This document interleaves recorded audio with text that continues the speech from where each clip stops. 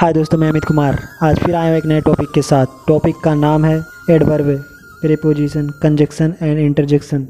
ये सब क्या होता है, इसमें कौन कौन से नियम हैं और हम इसके वर्ड को किस प्रकार से जान सकते हैं, ये सब आप सबको बताऊंगा। लेकिन उससे पहले अगर आपने मेरे वीडियो को लाइक नहीं किया है तो लाइक करें, कमेंट करें और वीडियो अच्छा लगे तो शेयर करें एंड सब्सक्राइब करना ना भूलें और बेल आइकन को ज़रूर दबाएँ जिससे कि आप हमारे वीडियो को सबसे पहले देख सकें।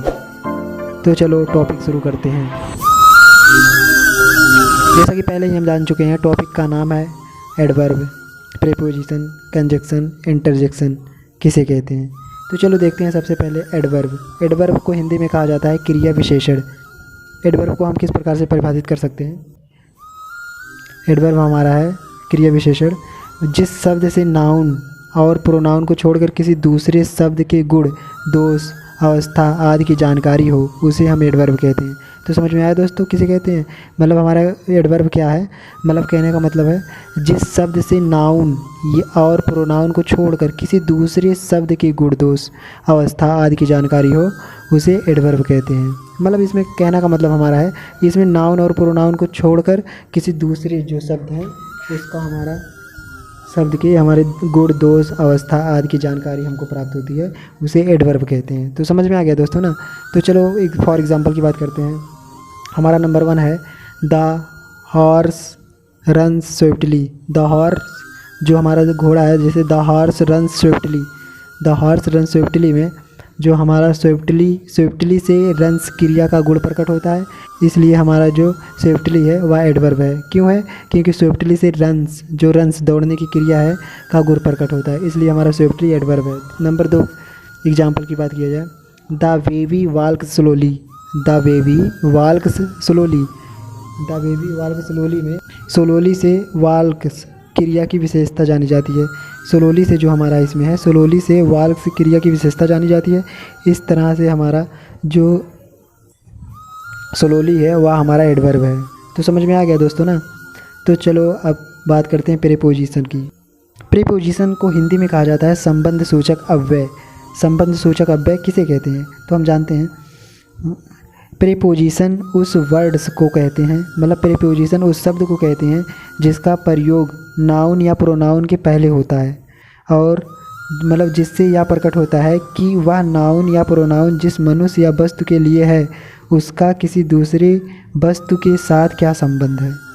तो समझ में आया दोस्तों प्रीपोजिशन किसे कहते हैं। मतलब कहने का मतलब हमारा है प्रीपोजिशन उस शब्द को कहते हैं जिसका प्रयोग नाउन या प्रोनाउन के पहले होता है, जिससे यह प्रकट होता है कि वह नाउन या प्रोनाउन जिस मनुष्य या वस्तु के लिए हैं उसका किसी दूसरे वस्तु के साथ क्या संबंध है, यही जाना जाता है। तो इसे प्रीपोजिशन कहते हैं।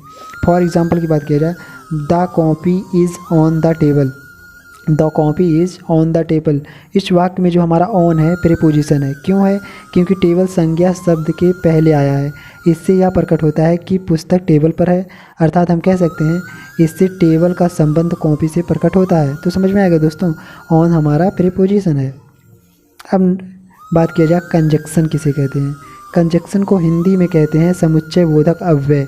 समुच्चय बोधक अव्यय को किस प्रकार से परिभाषित कर सकते हैं, तो हम जानते हैं जो शब्द, मतलब कह सकते हैं जो शब्द वर्ड्स और सेंटेंसेस को जोड़ता है, मतलब जो शब्द वर्ड्स और सेंटेंसेस को जोड़ता है उसे कंजक्शन कहते हैं। कंजक्शन क्या होता है, मतलब यह हमारा जो वर्ड्स एंड सेंटेंसेस को जोड़ता है या शब्दों एवं वाक्यों को जोड़ता है, उसे हम कंजक्शन कहते हैं, समुच्चय बोधक अव्यय। फॉर एग्जांपल की बात किया जाए, Usha and Lata are here. Usha and Lata are here में हमारे जो हैं एंड जो हमारा कंजक्शन है। क्यों है, क्योंकि यह उषा और लता को जोड़ने का कार्य करता है, इसलिए हमारा एंड कंजक्शन है। और नंबर 2 एग्जांपल की बात किया जाए, I want pen and paper. I want pen and paper में बात किया जाए, जो हमारा एंड है वह हम पेन और पेपर को जोड़ने का कार्य करता है, इसलिए जो हमारा एंड है वह हमारा कंजक्शन है।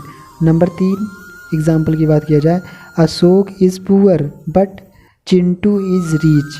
Ashok is poor and Chintu is rich, इस वाक्य में हमारा जो बट है वह हमारा कंजक्शन है। क्यों है, क्योंकि अशोक इज़ पुअर एक अलग है और चिंटू इज रिच यह हमारा अलग है। इन दोनों को जोड़ने वाला हमारा बट है, इसलिए हमारा Ashok is poor but Chintu is rich, इस वाक्य में हमारा बट जो है कंजक्शन है। समझ में आ गया दोस्तों ना। अब बात किया जाए इंटरजेक्शन। इंटरजेक्शन किसे कहते हैं? इंटरजेक्शन को हिंदी में कहा जाता है विषमयादि बोधक। विषमयादि बोधक को हम किस प्रकार से परिभाषित कर सकते हैं? हम कहते हैं जिन शब्दों में हर्ष, विषाद, आश्चर्य आदि मानोभाव प्रकट किए जाते हैं उन्हें इंटरजेक्शन विषमयादि बोधक शब्द कहते हैं। तो समझ में आ गया दोस्तों किसे कहते हैं? मतलब कहने का मतलब हमारा है जिस शब्दों से हर्ष, विवाद, आश्चर्य आदि जैसे मनोभाव प्रकट किए जाते हैं उन्हें इंटरजेक्शन विषमयादि बोधक शब्द कहते हैं। फॉर एग्जाम्पल की बात किया जाए, oh what a beautiful flowers you have, तो इसमें जो हमारा ओह से खुशी का शब्द प्रकट होता है, इसलिए हमारा जो ओह है वह इंटरजेक्शन। आज के लिए बस इतना ही। अगर वीडियो अच्छा लगा हो तो लाइक करें, कमेंट करें, शेयर करें और सब्सक्राइब करना ना भूलें और बेल आइकन को जरूर दबाएं जिससे कि आप हमारे वीडियो को सबसे पहले देख सकें। थैंक यू दोस्तों।